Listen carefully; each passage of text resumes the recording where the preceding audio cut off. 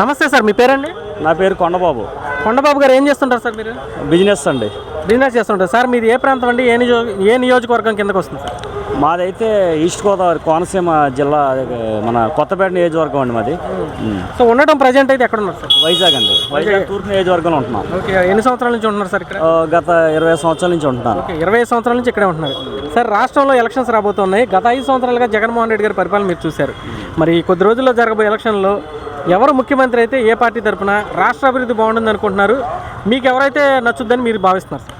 ఇప్పుడు ప్రజెంట్ 5 సంవత్సరాల పరిపాలన జగన్మోహన్ రెడ్డి గారు చూసాం, కానీ అంత మెరుగైన పరిపాలన అనిపించలేదు. ఏం చేయాలంటే అందరికి చాలామంది పనులు లేకపోవడం, అభివృద్ధి లేకపోవడం, కుంటుపడిపోవడం అనేక రకాల ప్రాబ్లమ్స్ ఉన్నాయి. కానీ ఈసారి టీడీపీ గవర్నమెంట్ వస్తేనే అటు రాష్ట్రంలోనూ అటు కేంద్రంలోనూ సహాయ సహకారాలు ఉంటాయి కాబట్టి ఖచ్చితంగా డెవలప్మెంట్ పదులు పడుతుంది, కొన్ని జీవితాలు మారుతాయి, అన్ని విధాలా బాగుంటుందని మేము ఆశిస్తున్నాం. సార్, ఈ 5 సంవత్సరాల్లో ఈ విశాఖపట్నం పరిసర ప్రాంతాల పరిస్థితి అసలు ఏ విధంగా ఉందని మీరు భావిస్తున్నారు సార్? ఈ 5 సంవత్సరాలు ఎక్కడా లేదండి, ఎక్కడా లేదు. వైజాగ్ అనే కాదు, అంటే ఇప్పుడు డెవలప్మెంట్ అంటే కొద్దో గొప్ప 10% ఏ గవర్నమెంట్ అయినా, ఎంత చెత్త గవర్నమెంట్ అయినా చేస్తుంది. కానీ మెరుగైన పరిపాలన అంటూ ఎవరో మనశ్శాంతిగా గుండె మీద చేయొచ్చు చెప్పమనండి ఇది బాగుందని చెప్పలేరు. అది ఖచ్చితంగా అది కరెక్ట్ కాదండి. ఉన్న వాస్తవం ఏంటంటే పార్టీలతో పని లేదు, కానీ వాస్తవానికి ఏంటంటే ఒక స్కిల్ డెవలప్మెంట్, అలాగే విజన్, అంటే రేపు భవిష్యత్తు గురించి ఆలోచించే ఉద్దేశం ఖచ్చితంగా ఉందంటే ఒక చంద్రబాబు వాళ్ళు తప్పితే వేరే వాళ్ళు ఎవరి వల్ల ఇప్పుడు ప్రజెంట్ ఎవరు లేరు. గతంలో రాజశేఖర రెడ్డి గారు చేశారంటే కొద్ది గొప్ప చేశారు, ఆయన మనం తప్పడతలేదు, కానీ ఆ పరిపాలన ఇప్పుడు లేదు. అది ఓకే సార్. విశాఖపట్నంలో ఈ 5 సంవత్సరాల్లో చాలా మార్పులు జరిగినాయి అని అంటున్నారు. ఇక్కడ భూ కబ్జాలు పెరిగినాయి, రౌడీయిజం కానీ ల్యాండ్ కబ్జాలు కానీ ఇలాంటివి పెరిగినాయి అని అంటున్నారు. అందులో ఎంతవరకు వస్తుంది? అంటే మనం తెల్లారేసి పేపర్ చూస్తామండి, న్యూస్ ఛానల్ చూస్తామండి, అదే ఆధారంగా మనం మాట్లాడుకోవాలి. ఖచ్చితంగా ఎక్కువ శాతం 99% అవే కనపడుతున్నాయి. అంటే గంజాయికి కానీ డ్రగ్స్కి కానీ అడ్డాగా మారిందని అంటున్నారు. ఇందులో ఎంతవరకు వస్తుంది సార్? అది కూడా అంతే కదా. ఇప్పుడు 10 మంది దగ్గర మీరు వెళ్తారు, 10 మంది మీడియా చెప్తారు, ఏది మెజారిటీ పీపుల్ అయితే అది. అలాగే న్యూస్ వస్తున్నమాట వాస్తవమే, అది ఖచ్చితంగా అది ఉంది. ఇదివరకు ఎప్పుడు కనబడలా మనకి. ఎక్కడో ఏదేదో రాష్ట్రాలు జరిగేది, కానీ మన రాష్ట్రం లేదు.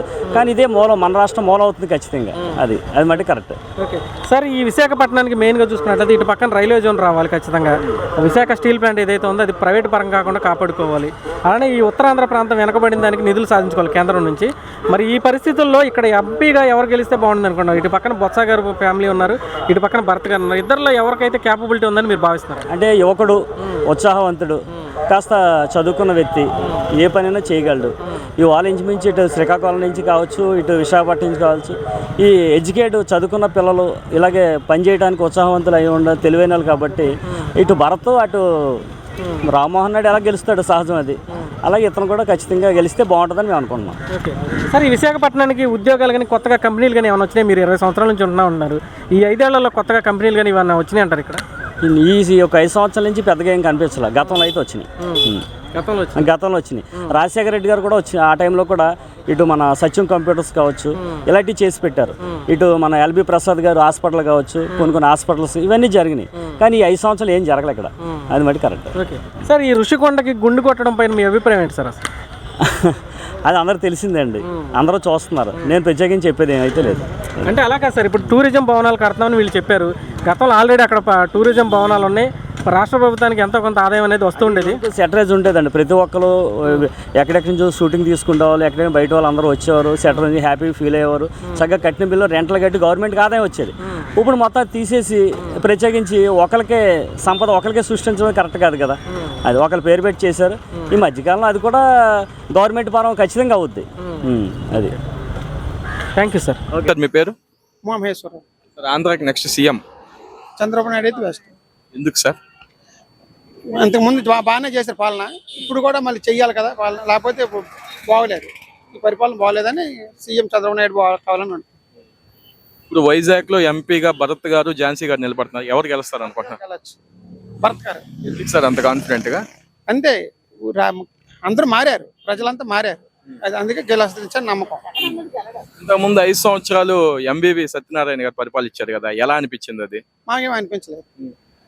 అతను బిజినెస్ స్వాతంత్రం, మాకేం అనిపించలేదు. మాకు వెలపూడి రామకృష్ణ గారు ఎమ్మెల్యే గారు ఉన్నారు, అతను మీకు గెలిపిస్తున్నాం. మా ఇది ఈ ఏరియా కాబట్టి ఈ సంవత్సరం మళ్ళీ నెక్స్ట్ అతనే. నేను చాలా డెవలప్ చేశాను ఐటీ పరంగా, ఇన్ఫోసిస్ అన్ని కంపెనీలు తెచ్చాయని చెప్పి అంటున్నాడు. ఏ కంపెనీ రాలేదు సార్, ఇన్ఫోసిస్ ఒకటే వచ్చింది అంతే, ఇంకే కంపెనీ ఒక్క కంపెనీ రాలేదు. అందరూ మరి హైదరాబాద్ ఎందుకు వెళ్ళిపోతారు, బెంగళూరు ఎందుకు వెళ్ళిపోతున్నారు ఉద్యోగులు, నిరుద్యోగ కుర్రాళ్ళందరూ అయితే ఉన్నాయి జాబులు. ఆయన పరిపాలనలో నాకు తెలిసింది ఏంటంటే చాలా అవినీతి జరిగింది అన్నారు, జరిగిందే? జరిగిందంటే అందరికి తెలుసు కాబట్టి మళ్ళీ మమ్మల్ని ఎందుకు అడగడం, అందరికీ తెలుసు జరిగిందో లేదో అందరికీ తెలుసు. అది అంటే ఆ ప్రభుత్వం జరిగినప్పుడు ఈ రిషికొండ తవ్వేసి అదేదో ప్రజలకు మంచి చేస్తున్నట్టు క్రియేట్ చేసి మంచి జరిగిందే? ఎక్కడ జరిగింది, ఏం జరగలేదు కదా, మంచి ఆడ జరిగింది. అక్కడ చాలా ఇల్లులు కట్టాము, అది యూజ్ అవుతుంది. ఏ ఇల్లు కట్టారండి, ఏ ఇల్లు కట్టలేదు కదా, వాళ్ళు ఏదో కట్టుకున్నారు అంతే, గవర్నమెంట్ కట్టుకుంటున్నారు. అది గవర్నమెంట్దా ఎవరిదా అనేది ఇంకా డిసైడ్ అవ్వలేదు కదా. నెక్స్ట్ భరత్ గారు కానీ గెలిచి పార్లమెంట్కి వెళ్తే మీకోసం ఫైట్ చేస్తారా, వైజాగ్ ప్రజల కోసం? కంపల్సరీ చేస్తారు, వైజాగ్ కోసం కూడా చాలా మంది ఫైట్ చేస్తారు. ఇప్పుడు అదే విధంగా వైజాగ్ స్టీల్ ప్లాంట్ ని ప్రైవేట్ లో మార్చేస్తా అంటున్నారు. దాని గురించి పార్లమెంట్ లో భరత్ గారు గెలిస్తే వాదిస్తున్నారు కదా, అవుతుంది కదా, ఇంకా ఆర్గ్యుమెంట్స్ అవుతున్నాయి కానీ ఇంకా అవ్వలేదు కదా, అది ఎటు అవుతుందని తెలియాలి తర్వాత. కానీ టీడీపీ వస్తే మటుగా అన్ని ఆగుతాయని మాకు నమ్మకం. నెక్స్ట్ టీడీపీ గెలిస్తే మనకి ఐటీ పరంగా డెవలప్మెంట్ తీసుకొస్తారా? 100% తీసుకొస్తారు, 100%, దానిలో తిరిగిలేదు. అదే విధంగా రైల్వే జోన్ ఎప్పటి నుంచో తెస్తా అంటున్నారు, ప్రభుత్వం మారితే ఆ జోన్ తీసుకొస్తారా వైజాగ్ కి? మరి వైజాగ్ ఇంతవరకు రాలేదు కదా, ఏ ప్రభుత్వం తేలేదు, మరి వీళ్ళు తెస్తలేదని మనకి ఐడియా లేదు. అంటే ఇప్పుడు ఫైనల్ గా భరత్ గారు ఓడిపోయారు కదా లాస్ట్ ఇయర్ ఓడిపోయినా కానీ ప్రజల్లో తిరుగుతున్నారు అని చెప్పి అంటున్నారు, తిరుగుతున్నారా? తిరుగుతున్నారు, అప్పుడప్పుడు అతను వస్తారు, తిరుగుతున్నారు. పేరైతే అతను ఉంది కానీ అంతగా కంపల్సరీ గెలుస్తారో మాకు నమ్మకం. ఎంత మెజారిటీ రావచ్చు అనుకుంటున్నారు మీరు? చెప్పలే. అంటే ఇక్కడ పోటీ ఎలా ఉండబోతుంది ఝాన్సీ గారితో? ఝాన్సీ గారితో అయితే పెద్ద ఉండకపోవచ్చు కానీ భరత్ గారు అయితే గెలవచ్చు, 100% గెలుస్తారు. ఇప్పుడు భరత్ తో పార్లమెంట్ లోకి వెళ్తే మీ వైజాగ్ వాళ్ళందరూ హ్యాపీగా ఫీల్ అవుతారా? అందరూ ఫీల్ అవుతాం కదా సార్, ఇప్పుడు ఎందుకు ఫీల్ అవ్వని, వైజాగ్లో గెలిచి వైజాగ్ పార్లమెంట్కి వెళ్తే అందరూ ఫీల్ అవుతారు హ్యాపీగానే, దాంట్లో ఏముంది. భరత్ గారి గురించి ఒక ముక్కలు ఏం చెప్తారు? ఏం లేదు సార్, ఇంక చెప్పింది అతను బాగానే చేస్తున్నా చెప్పాం కదా.